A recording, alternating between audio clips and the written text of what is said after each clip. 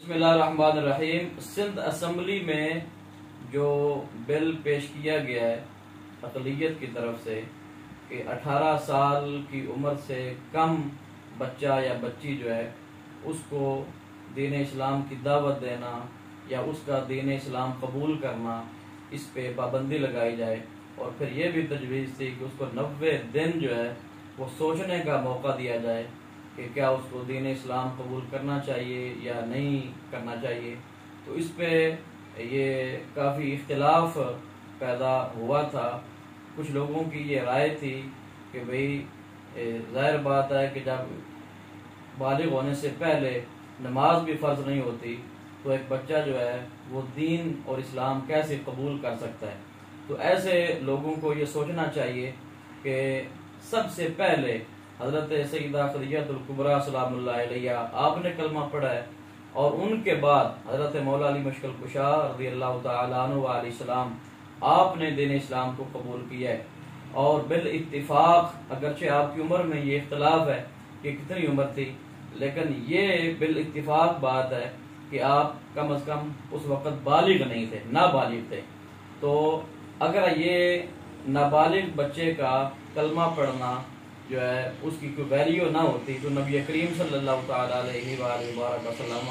لازماً حضرت مولا علی مشکل کشا رضی اللہ تعالیٰ عنہ آپ کو یہ ارشاد فرماتے کہ بھئی آپ ابھی چھوٹے ہو،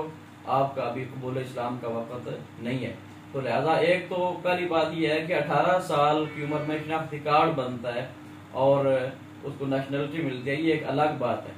لیکن اسلامی جو احکام ہیں ان کا ایک بندے پہ واجب اور فرض ہونا جو ہے وہ تب ہوتا ہے کہ جب وہ بچہ بالغ ہو جائے۔ تو بالغ جو ہے اس کے لیے بھی عمر جو ہے وہ آپ کو پتہ ہے کہ 12 سال 13 سال 14 سال کی عمر میں، اور آج کل جس طرح کی غذائیں چل رہی ہیں ان کے مطابق اس سے یعنی کہ 14 سال سے پہلے بھی بچہ یا بچی جو ہے وہ بالغ ہو سکتے ہیں، لیکن قبول اسلام کے لیے بالغ ہونا کوئی شرط نہیں ہے۔ اگر یہ کہا جائے کہ بالغ ہونے سے پہلے کلمہ جو ہے وہ قابل قبول نہیں ہے یا اس کی کوئی ویلیو نہیں ہے، تو پھر کتنے ہی صحابہ کرام رضوان اللہ تعالیٰ علیہم اجمعین جنہوں نے بچپن میں کلمہ پڑھا، جو میں نے پہلے آپ کو مثال دے دی ہے کہ مولا علی مشکل کشا آپ نے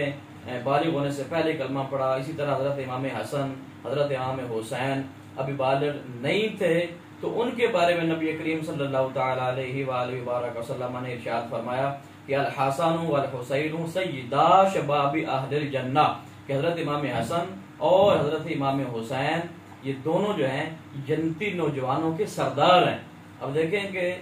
اسلام نے کتنا ان کو مقام دیا ہے، اور وہ بالغ ہونے سے پہلے آپ کے لیے یہ اعلان کر دیا گیا ہے۔ لہذا یہ بات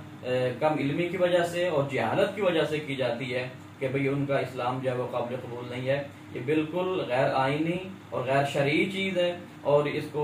یقینی طور پہ ایک آئین کا حصہ نہیں ہونا چاہیے۔ اللہ پاک ہم سب کو اعمال صالحہ کی توفیق عطا فرمائے۔